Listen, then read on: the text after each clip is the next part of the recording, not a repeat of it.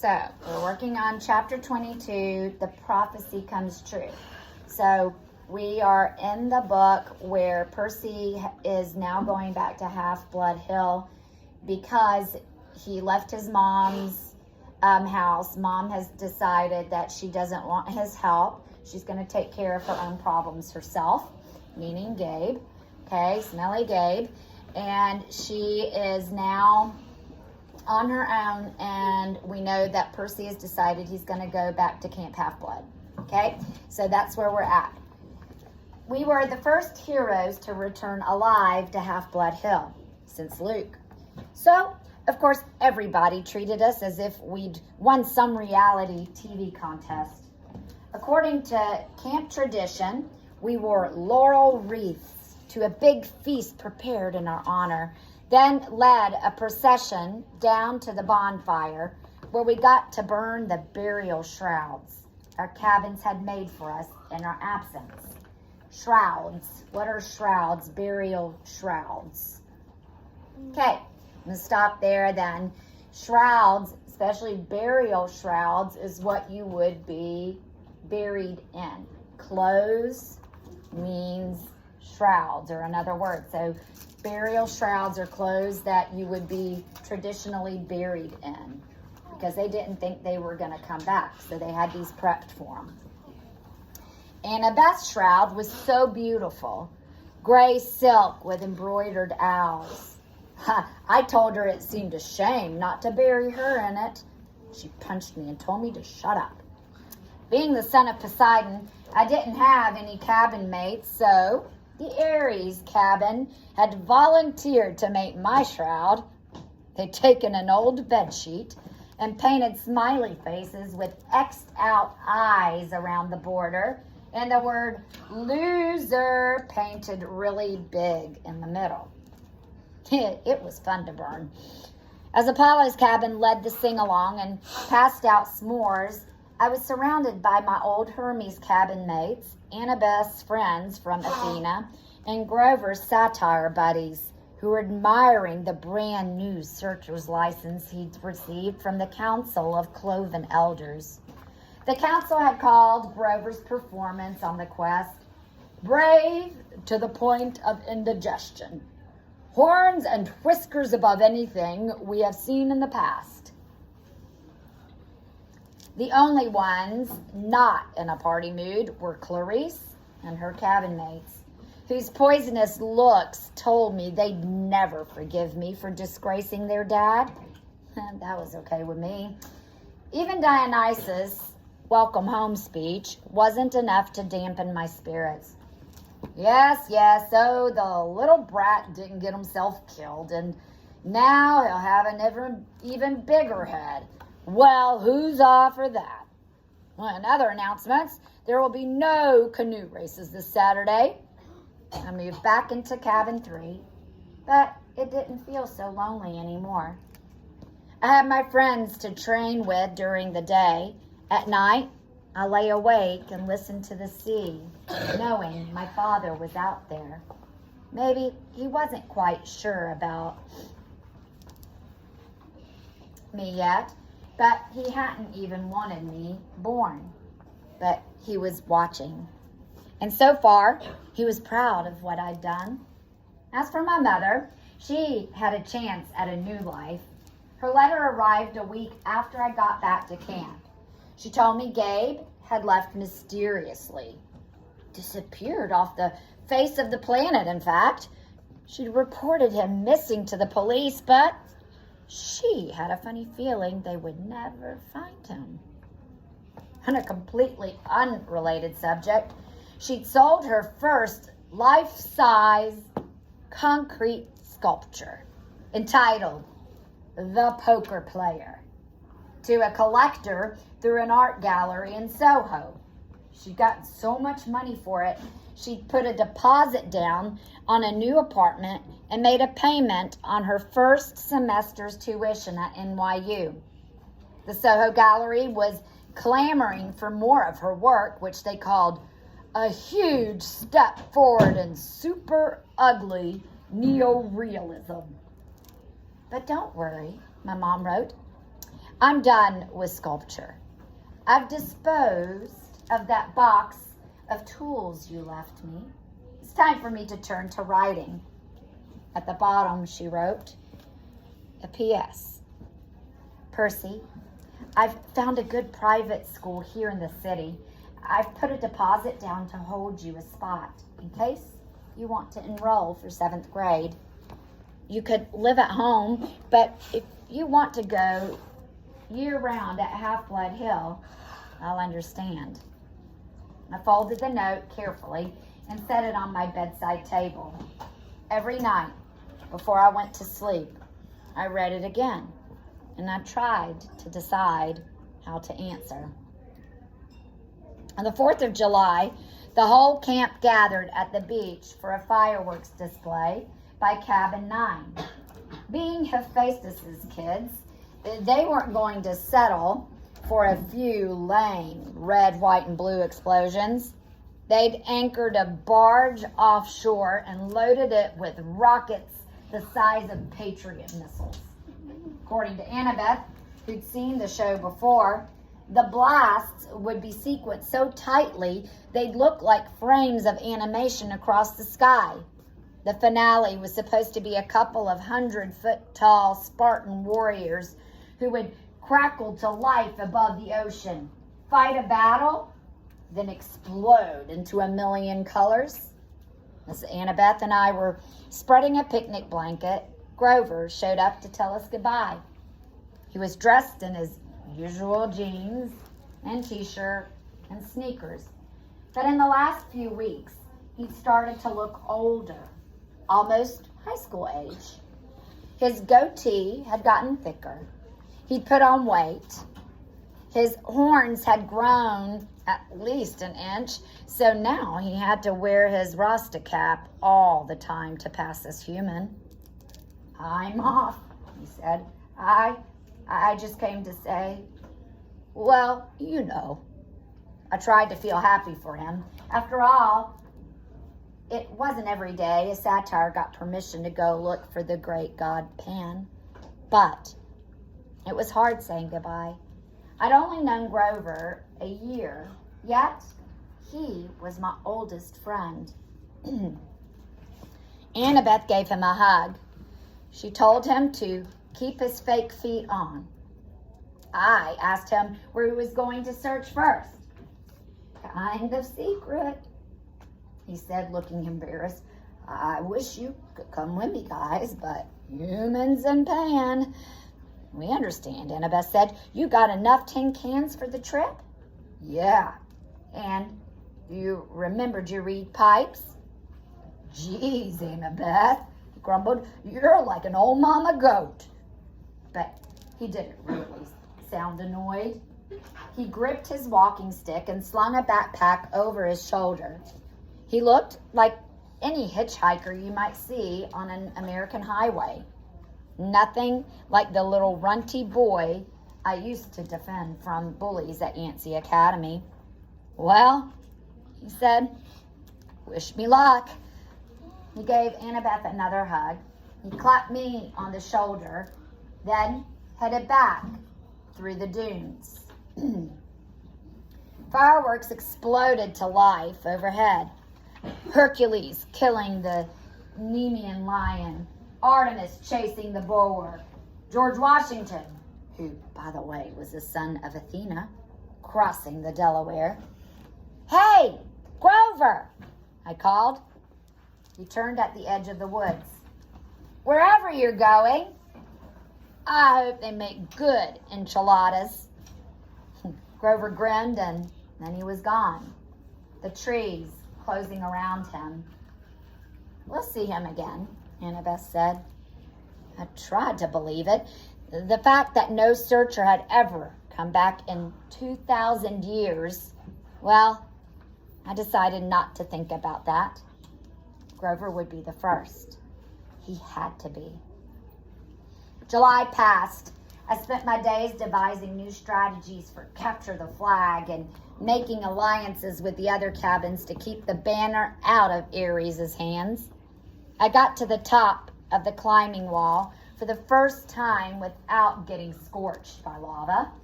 From time to time, I'd walk past the big house, glance up at the attic windows, and think about the oracle. I tried to convince myself that its prophecy had come to completion. You shall go west and face the God who has turned. Been there, done that, even though the traitor god had turned out to be Ares rather than Hades. You shall find what was stolen and see it safe returned. Check. 1 master bolt delivered. 1 helm of darkness back on Hades' oily head. You shall be betrayed by one who calls you a friend. This line still bothered me. Ares had pretended to be my friend and then betrayed me. That must be what the oracle meant. And you shall fail to save what matters most in the end.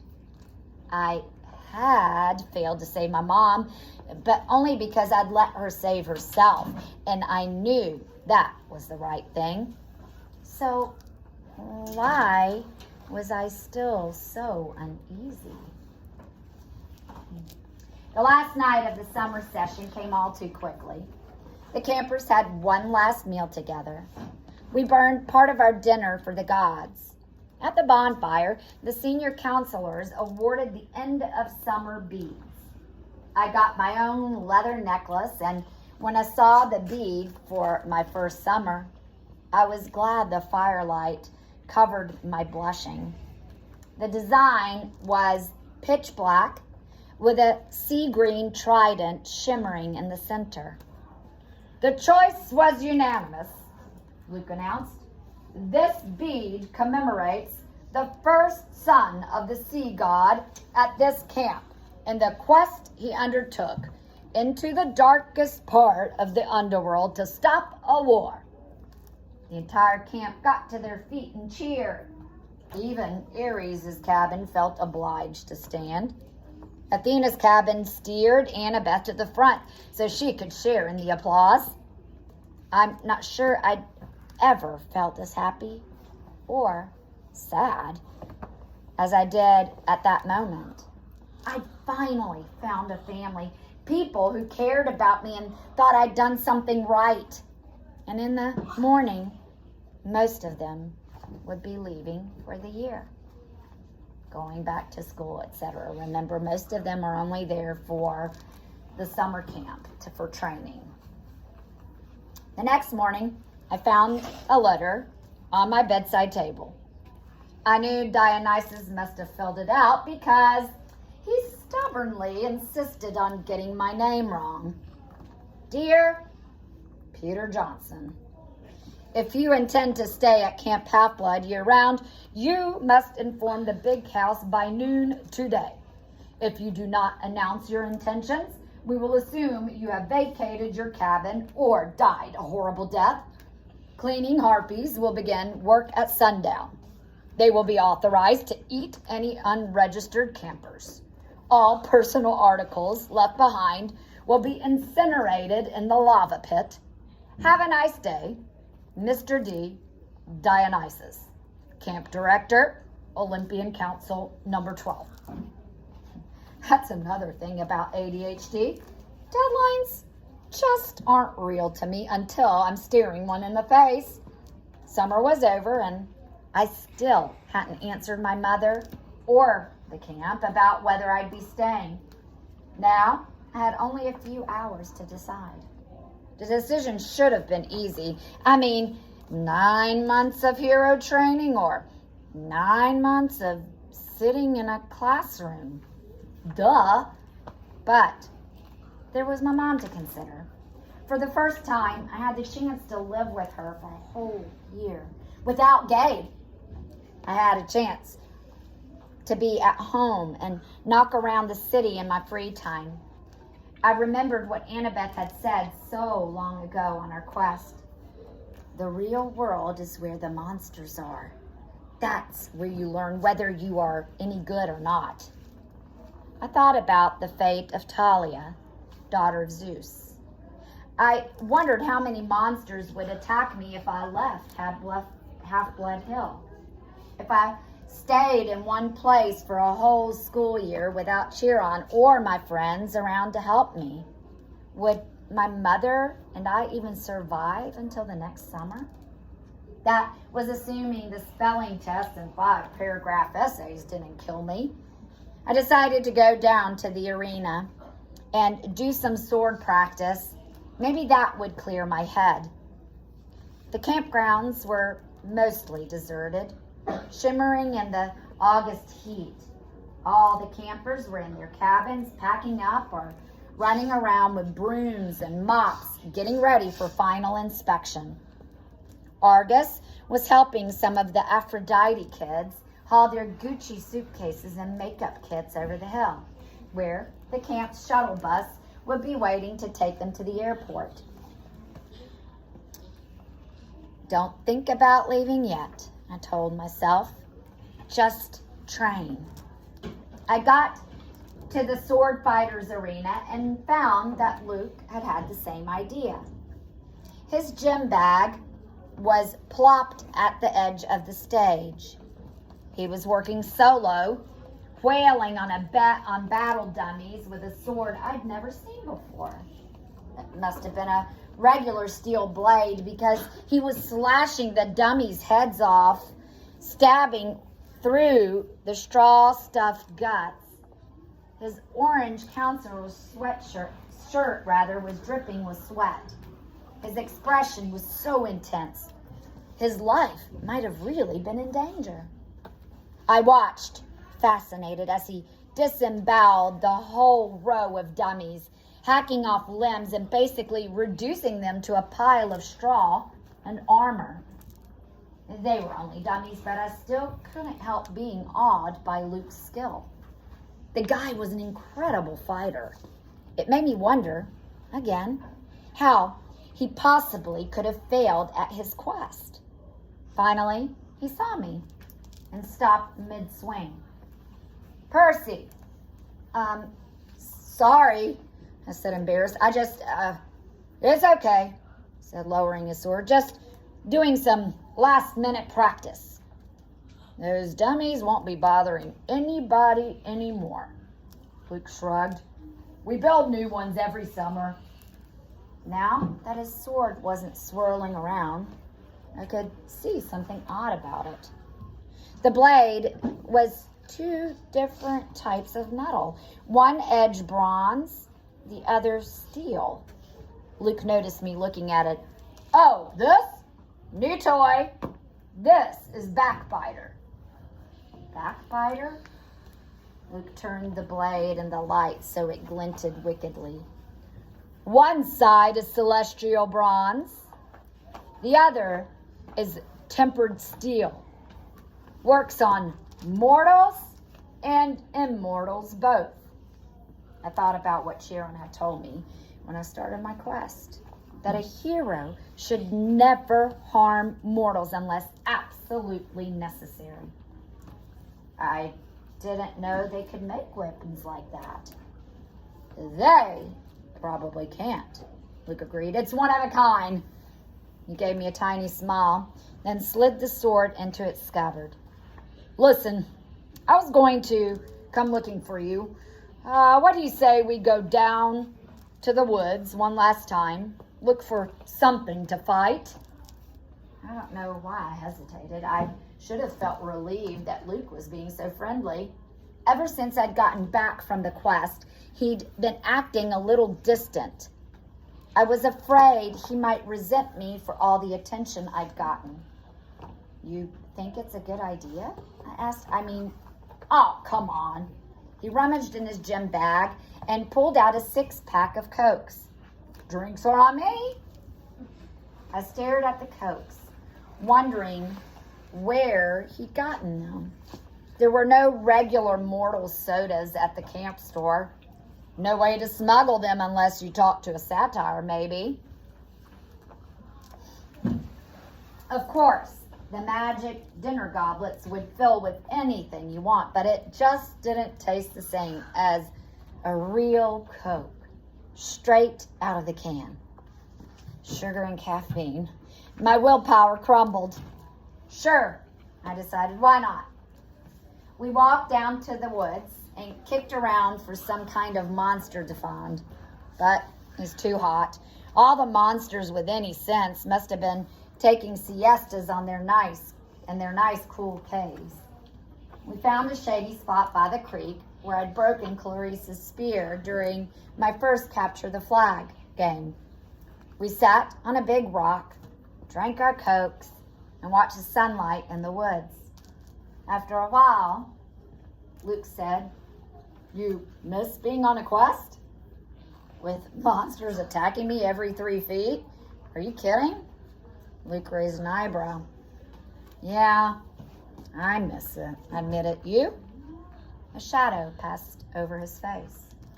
I was used to hearing from the girls how good-looking Luke was, but at the moment, he looked weary and angry and not at all handsome. His blonde hair was gray in the sunlight. The scar on his face looked deeper than usual. I could imagine him as an old man. "I've lived at Half-Blood Hill, or year-round, since I was 14, he told me. "Ever since Talia, well, you know. I trained and trained and trained. I never got to be a normal teenager out there in the real world. Then they threw me one quest. When I came back, it was like, okay, ride's over. Have a nice life." He crumpled his Coke can and threw it into the creek, which really shocked me. One of the first things you learn at Camp Half-Blood is don't litter. You'll hear from the nymphs and the naiads. They'll get even. You'll crawl into bed one night and find your sheets filled with centipedes and mud. "Ah, the heck with Laurel Reese," Luke said. "I'm not going to end up like those dusty trophies in the big house attic." "You make it sound like you're leaving." Luke gave me a twisted smile. "Oh, I'm leaving all right, Percy. Brought you down here to say goodbye." Snapped his fingers, and a small fire burned a hole in the ground at my feet. Out crawled something glistening black about the size of my hand. A scorpion. I started to go for my pen. "Oh, I wouldn't," Luke cautioned. "Pit scorpions can jump up to 15 feet. Its stinger can pierce right through your clothes. You'll be dead in 60 seconds. "Luke, what?" Then it hit me. "You will be betrayed by the one who calls you a friend." "You?" I said. He stood calmly and brushed off his jeans. The scorpion paid him no attention. It kept its beady black eyes on me, clamping its pincers as it crawled onto my shoe. "I saw a lot out there in the world, Percy," Luke said. "Didn't you feel it? The darkness gathering, the monsters growing stronger. Didn't you realize how useless it all is? All the heroics, being pawns of the gods. They should have been overthrown thousands of years ago, but they've hung on, thanks to us Half-Bloods." I couldn't believe this was happening. "Luke, you're talking about our parents," I said. He laughed. "That's supposed to make me love them? Their precious Western civilization is a disease, Percy. It's killing the world. The only way to stop it is to burn it to the ground, start over with something more honest." "You're as crazy as Ares." His eyes flared. "Ares is a fool. He never realized the true master he was serving. If I had time, Percy, I could explain, but I'm afraid you won't live that long." The scorpion crawled onto my pant leg. There had to be a way out of this. I needed time to think. "Kronos," I said. "That's who you serve." The air got colder. You should be careful with names, Luke warned. Kronos got you to steal the master bolt and the helm. He spoke to you in your dreams. Luke's eyes twitched. He spoke to you too, Percy. You should have listened. He's brainwashing you, Luke. You're wrong. He showed me that my talents are being wasted. You know what my quest was 2 years ago, Percy? My father, Hermes, wanted me to steal a golden apple from the garden of the Hesperides and return it to Olympus. After all the training I'd done, that was the best he could think up. That's not an easy quest, I said. Hercules did it. Exactly. Luke said, where's the glory in repeating what others have done? All the gods know how to do is replay their past. My heart wasn't in it. The dragon in the garden gave me this. He pointed angrily at his scar, and when I came back, all I got was pity. I wanted to pull Olympus down stone by stone right then, but I bided time. I began to dream of Kronos, and he convinced me to steal something worthwhile, something no hero had ever had the courage to take. When we went on that winter solstice field trip, while the other campers were asleep, I snuck into the throne room and took Zeus's master bolt right from his chair. Hades' helm of darkness, too. You wouldn't believe how easy it was. The Olympians are so arrogant, they never dreamed someone would dare steal from them. Their security is horrible. I was halfway across New Jersey before I heard the storms rumbling, and I knew they discovered my theft. The scorpion was sitting on my knee now, staring at me with its glittering eyes. I tried to keep my voice level. So, why didn't you bring the items to Kronos? Luke's smile wavered. I got overconfident. Zeus sent out his sons and daughters to find the stolen bolt. Artemis, Apollo, my father Hermes. But it was Ares who caught me. I could have beaten him, but I wasn't careful enough. He disarmed me, took the items of power, threatened to return them to Olympus, and burn me alive. Then Kronos' voice came to me and told me what to say. I put the idea in Ares' head about a great war between the gods. I said all that he had to do was hide the items away for a while and watch the others fight. Ares got a wicked gleam in his eyes. I knew he was hooked. He let me go, and I returned to Olympus before anyone noticed my absence. Luke drew his new sword. He ran his thumb down the flat part of the blade, as if he were hypnotized by its beauty. Afterward, the Lord of the Titans, he punished me with nightmares. I swore not to fight again or fail again.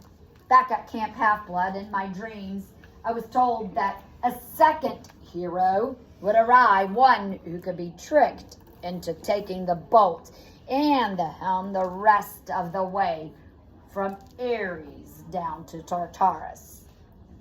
You summoned the hellhound that night in the forest. We had to make Chiron think the camp wasn't safe for you, so he would start you on your quest. We had to confirm his fears that Hades was after you. And it worked. The flying shoes were cursed, I said. They were supposed to drag me and the backpack into Tartarus.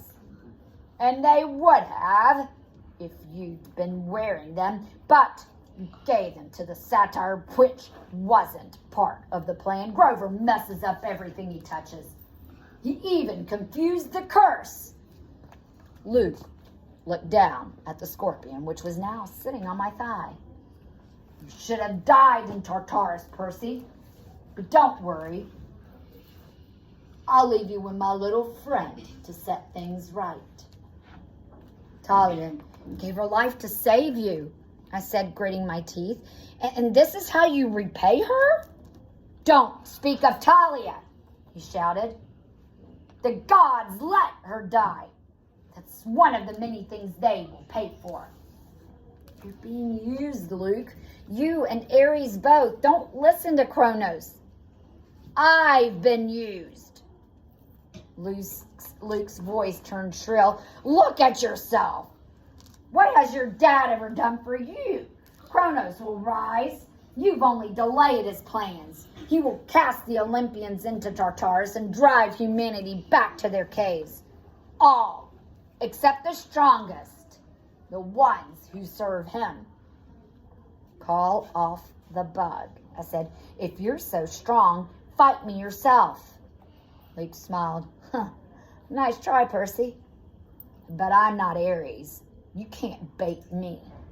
My lord is waiting, and he's got plenty of quests for me to undertake. Luke, goodbye, Percy. There is a new golden age coming. You won't be a part of it. He slashed his sword in an arc and disappeared into a ripple of darkness.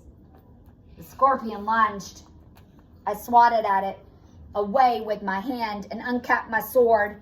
The thing jumped at me and I cut it in half in midair. I was about to congratulate myself until I looked down at my hand. My palm had a huge red welt oozing and smoking with yellow guck.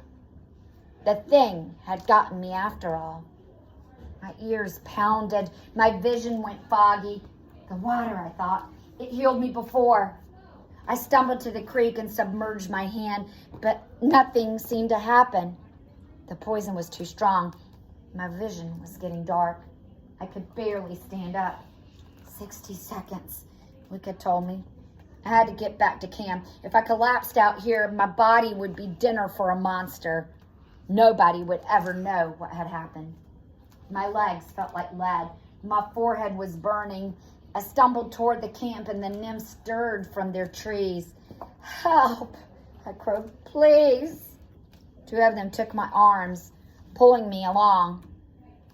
I remembered making it to the clearing, a counselor shouting for help, a centaur blowing a conch horn, and then everything went black.